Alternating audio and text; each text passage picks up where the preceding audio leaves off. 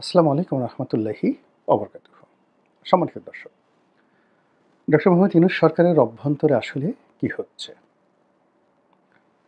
সরকারের মধ্যে কি আগের মতো ঐক্য আছে?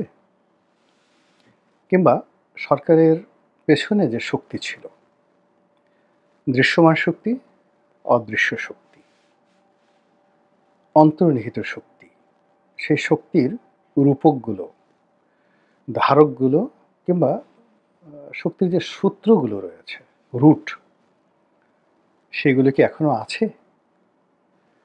নাকি সবকিছু এলোমেলো হয়ে গেছে? এর কারণ হলো ২০২৫ সনের জুলাই মাসে এসে যে সকল কথাবার্তা শুনতে পাচ্ছি এবং যে সকল বিশৃঙ্খল অবস্থা দেখতে পাচ্ছি, সেক্ষেত্রে সরকার যে খুব স্বাভাবিকভাবে কাজ করতে পারছে, চলছে, সরকারের যে সুন্দর একটি ভবিষ্যৎ আছে, এটা মনে হচ্ছে না। সরকার প্রধান হিসেবে ডক্টর মোহাম্মদ ইউনূসের যে কথা, তার যে ধারাবাহিকতা থাকা দরকার, সেই কথার একটা ধারাবাহিকতা আমরা এখন পর্যন্ত দেখিনি। তার সরকারের একটা গুরুত্বপূর্ণ সিদ্ধান্ত বাস্তবায়ন, কোনো মেগা প্রকল্প বাস্তবায়ন করা, কোনো গুরুত্বপূর্ণ সিদ্ধান্ত গ্রহণ করা, এরকম দেখছি না। যা কিছু হচ্ছে সেটা অনেকটা বিএনপির ইচ্ছা, অনেকটা জামাতের ইচ্ছা, অনেকটা এনসিপির ইচ্ছা, কিন্তু সরকারের যে সত্যিকার একটা ইচ্ছা, এককভাবে ইউনিক ইচ্ছা, এটা আমরা দেখছি না। শেখ হাসিনার বিচারের জন্য, জুলাই আগস্টে বিপ্লবে যারা হত্যাকাণ্ড ঘটিয়েছেন তাদের বিচারের জন্য ট্রাইব্যুনাল হয়েছে। এটা সরকারের কোনো একক ইচ্ছা নয়, সরকার এই কাজটি করতে বাধ্য হয়েছে। ২ নম্বর হলো যে এই যে বিচার ব্যবস্থা, সেই বিচার ব্যবস্থার মানে বিচার ব্যবস্থাকে চমৎকারভাবে কন্টিনিউ করার জন্য সরকারের যে ভিশন দরকার, মিশন দরকার, সেটা পরিলক্ষিত হচ্ছে না। এটা কেমন যেন একটা ঢিলেঢালাভাবে সবকিছু চলছে। আমাদের সুপ্রিম কোর্ট, আমাদের appellate division, high court division, supreme court bar, attorney general office, নিম্ন আদালত, আইন মন্ত্রণালয়, তারপরে প্রধান উপদেষ্টার কার্যালয়, এই জিনিসগুলোর মধ্যে যা হওয়া দরকার হচ্ছে না। যেমন ধরুন শেখ হাসিনার ১৫টি বছর। এখন ১৫টি বছরে আপনি বুঝতে পারতেন যে কারা রাষ্ট্র চালাচ্ছে। সেক্ষেত্রে প্রধানমন্ত্রী কার্যালয়ের প্রধানমন্ত্রীর সচিবকে, ব্যক্তিগত সচিবকে, তারপর প্রধানমন্ত্রীর কার্যালয়ের মুখ্য সচিবকে, সমস্ত মানুষের মুখস্থ ছিল। আপনি কি বলতে পারবেন এখন ডক্টর মোহাম্মদ ইউনূসের মুখ্য সচিবকে? সবচেয়ে বড়, যিনি প্রিন্সিপাল সচিব, বলতে পারবেন না। আপনি কি বলতে পারবেন যে ওনার যে একটা সেক্রেটারি আছে, পূর্ণ সচিব পদমর্যাদার একজন প্রাইভেট সেক্রেটারি আছে, হু ইজ হি? তার নাম কি? আমি তো জানি না। কিন্তু তিনি বাইরে থেকে এনে বেশ কয়েকজন লোককে সিনিয়র সচিব, মানে একেবারে সচিবের আব্বা, আব্বা হুজুর, এইরকম অনেকজনকে তিনি সিনিয়র সচিব যাকে বলা হয় পদে তিনি নিয়োগ দিয়েছেন। তাদের ২-১ জনের নাম আমরা জানি। এখন এই যে তিনি যাদেরকে নিয়োগ দিয়েছেন, তারা যে কাজটা করছে, সেই কাজ নিয়ে সচিবদের মধ্যে সঙ্গত কারণেই একটা অসম্মানজনক, বিব্রতকর পরিস্থিতি তৈরি হচ্ছে। এর কারণ হলো এদের মধ্যে অনেক তরুণ রয়েছেন যারা সিনিয়র সচিব হয়েছেন, কিন্তু তাদের যে বয়স, তারা বড়জোর অনেকে টিওনও হতে পারতেন, এডিসি হতে পারতেন যদি তারা বিসিএসে চান্স পেতেন। এবং ২-১ জন আছেন যারা হয়তো তাদের বয়সের বিচারে বড়জোর ডিপ্টি সেক্রেটারি হতে পারতেন। তাদের যে এইজ, জয়েন্ট সেক্রেটারি হতে পারতেন কিনা আমি বলতে পারবো না, যদি স্বাভাবিক হইতে তারা প্রমোশন পেতেন। কিন্তু তিনি যাদেরকে সিনিয়র সচিব হিসেবে নিয়োগ দিচ্ছেন, কেউ আছেন যারা বিসিএস পরীক্ষায় যদি বসতেন, প্রিলিমিনারিতে পাস করতে পারতেন না।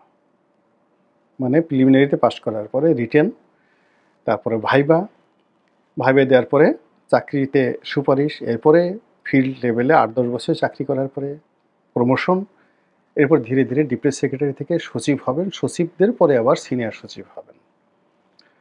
তো এই যে একটা বিরাট, মানে সিভিল সার্ভিসে যদি ১০,০০০ লোক থাকে কথায় কথায়, তার মধ্যে সিনিয়র সচিব হওয়ার সৌভাগ্য হয় হয়তো 10 জনের। তো এইরকম হঠাৎ করে ধরে এনে যারা পরীক্ষায় বসেননি কখনো, বিসিএস পরীক্ষায় পাস করা তো দূরের কথা, তাদেরকে এনে উনি সিনিয়র সচিব বানিয়ে দিয়েছেন। ফলে কি হলো, আমরা এই সিনিয়র সচিবদেরকে চিনছি, কিন্তু অরিজিনাল যারা সচিব তাদেরকে আমরা চিনছি না, যারা দেশ চালাচ্ছে বা যারা দেশ চালাবে। এরপর আমলাদের বাইরে যেটা আছে সেটা হলো একটা রাইট হ্যান্ড থাকে, তারপর শেষে লেফট হ্যান্ড থাকে। বিএনপি জমানাতে, আওয়ামী লীগ জমানাতে, এরশাদ জমানাতে প্রধানমন্ত্রী একটা মিনি ক্যাবিনেট থাকে, কিচেন ক্যাবিনেট থাকে। তো সেখানে পদ পদবি না থাকলে অনেকে ক্ষমতাধর, যেমন শেখ হাসিনার এসালম, তারপর শেষে শেখ হাসিনার সালমান এফ রহমান, শেখ হাসিনার সেই মজুমদার, নজরুল ইসলাম মজুমদার, তারপর আরও অনেকে, এরকম ধরুন অ্যাটলিস্ট 1 ডজন। এখন এদের হাতে অনেক ক্ষমতা, এদের হাতে অনেক ক্ষমতা ছিল, এরকম একটা ক্ষমতা এটা অভ্যস্ত। এখন ডক্টর মোহাম্মদ ইউনূসের এরকম লোক কারা? চিনেন আপনি তাদের কাউকে? নাম বলতে পারেন? তাহলে এই ক্ষমতাগুলো কোথায়? আকাশে উড়ে বেড়াচ্ছে, বাতাসে উড়ে বেড়াচ্ছে, অথবা ক্ষমতা ভূতে চালাচ্ছে। ক্ষমতা তো এলোমেলো হয়ে যায় না। এরপরে সংবাদপত্র চিন্তা করেন। উনার একজন প্রেস সচিব আছেন, তারপর উনার একটা প্রেস উইংস আছেন। তো উনি উনার জমানাতে সবচেয়ে বেশি নিয়োগ দিয়েছেন প্রেস উইংসে। দেশে, দেশের বাইরে বিভিন্ন জায়গাতে সবচেয়ে বেশি নিয়োগ উনার ব্যক্তিগতভাবে নিয়োগ দিয়েছেন, এবং ওখানে উনার উদারতা সর্বোচ্চ পর্যায়ের। কিন্তু উনার আগে যারা ছিলেন, এখন ধরেন উনার উনি প্রথমে নাহিদকে বানালেন প্রেস, যাকে বলে মিনিস্টার, তথ্যমন্ত্রী, আর শফিককে বানালেন তথ্য সচিব। যদি আপনি জিয়াউর রহমান বঙ্গবন্ধুর আমল থেকে চিন্তা করেন, তো বঙ্গবন্ধুর আমলে বঙ্গবন্ধুর প্রেস সচিব ছিলেন সেই বাহাউদ্দিন সাহেব। আপনি কল্পনা করতে পারবেন না কত বড় সাংবাদিক ছিলেন। জাওয়াদুর রহমান সাহেব ছিলেন। জিয়াউর রহমান সাহেবের তথ্যমন্ত্রী ছিলেন আকবর কবির সাহেব, হুমায়ুন কবিরের ভাই। ভারতের কেন্দ্রীয় সরকারের যে শিক্ষামন্ত্রী হুমায়ুন কবির, তার যে বড় ভাই আকবর কবির, নাজমুল হুদা সাহেবের শ্বশুর, এবং সিগমা হুদার, ব্যারিস্টার সিগমা হুদার বাবা, তিনি ছিলেন তার তথ্যমন্ত্রী। আচ্ছা, এরশাদ সাহেবের তথ্যমন্ত্রী কারা ছিলেন? উনি ছিলেন আনোয়ার জাহিদের মতো বিশ্ববরেণ্য সাংবাদিক, বিশ্ববরেণ্য বুদ্ধিজীবী ডক্টর মিজানুর রহমান শেলী তথ্যমন্ত্রী ছিলেন। আচ্ছা, শেখ হাসিনার তথ্যমন্ত্রী কারা ছিলেন? এই লাস্টের কয়েক বছর আপনি চিন্তা করেন। হাসানুল হক ইনু। আপনারা কল্পনা করতে পারেন হাসানুল হক ইনু হুইজ হি? বঙ্গবন্ধুর সেই মসনদ কাঁপিয়ে দিয়েছিল যে পত্রিকা গণকণ্ঠ, সেই গণকণ্ঠের মালিক, উদ্যোক্তা জাসদ, সেই জাসদের হাসানুল হক ইনু, তাকে তিনি তথ্যমন্ত্রী বানিয়েছেন। যেন তেন কথা নয়। এরপর তিনি আবুল কালাম আজাদ, বিখ্যাত সাংবাদিক, প্রবীণ সাংবাদিক, তাকে বানিয়েছেন তথ্যমন্ত্রী।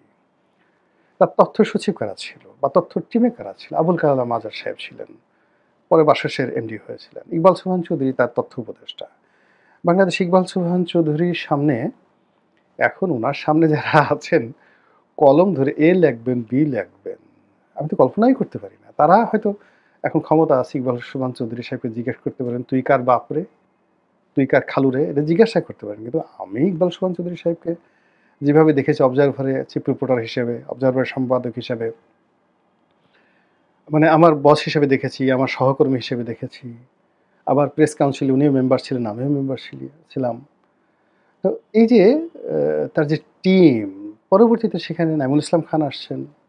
আপনি যদি বলেন বাংলাদেশের ইতিহাসে সম্পাদক হিসেবে নাইমুল ইসলাম খানের যে টিম, মানে তার যে টিম স্পিরিট, মানে তার যে লিডারশিপ, তার ব্যাপারে হাজারো অভিযোগ থাকতে পারে। কিন্তু আজকের কাগজ, ভোরের কাগজ, প্রথম আলো, এই যে টোটাল যে টিমটা দেখেন, এবং আজকের যে মিডিয়া দেখেন, এখানের যত স্টার সাংবাদিক সব নাইমুল ইসলাম খানের হাতে তৈরি করা, তার কলিগ, তিনি তাদের বস ছিলেন। এই যে মতিউর রহমান সাহেব প্রথম আলোর, তারপর শেষে আপনার যাকে বলে আনিসুল হক, এরা সবাই নাঈমুল ইসলাম খানের অধীনে চাকরি করেছেন। সেই ভদ্রলোক ছিলেন উনার সেই প্রেস সচিব। তো কাজেই একটা ধারাবাহিকতা সামঞ্জস্য মানে রাষ্ট্র ১৮ কোটি মানুষের একটা রাষ্ট্র, ৭ লক্ষ থেকে ৮ লক্ষ কোটি টাকার একটা বাজেট। তো এইটা পরিচালনা করার জন্য যে দক্ষতা, অভিজ্ঞতা, হৃদয়, মন, মানসিকতা, আভিজাত্য যা কিছু দরকার, এটা কি এত সোজা? এত সোজা না। আপনি চিন্তা করেন যে আ এই সমাজে কত বড়, বড় মানুষ আছেন, এখনো জীবিত আছেন। মানে যাদের সামনে আমরা এখনো পর্যন্ত দাঁড়াতে সাহস করার বা তাদেরকে একটা টেলিফোন করব, বিশ্বাস করেন এই সাহস আমার হয় না। তো এরকম অনেক লোক আছেন, আমার এই বদরুদ্দীন উমর সাহেবকে টেলিফোন করার সাহস আমার হয় না। বিশ্বাস করেন হয় না। I cannot imagine কাদের সিদ্দিকী সাহেবকে একটা টেলিফোন করতে আমার সাহস হয় না। আমার সেই শ্রদ্ধাবোধ রয়েছে। লতিফ সিদ্দিকীকে টেলিফোন করার সাহস হয় না। সাবির হোসেন চৌধুরীকে টেলিফোন করার সাহস আমার হয় না। তারা আমাকে সবাই স্নেহ করেন, আশা করেন, কিন্তু আমার সাহস হয় না। আমি তাদেরকে শ্রদ্ধা করি, কাছে থেকে দেখেছি। সেই কত আগে দৈনিক ভোরের কাগজ মতিউর রহমান চৌধুরী, মতিউর রহমানের বস ছিলেন, এই যে প্রথম আলোর মালিক সাবির হোসেন চৌধুরী। এখন আপনি তাকে মনে করতেছেন যে রাস্তার একজন মানুষ। এটা আমার হয় না।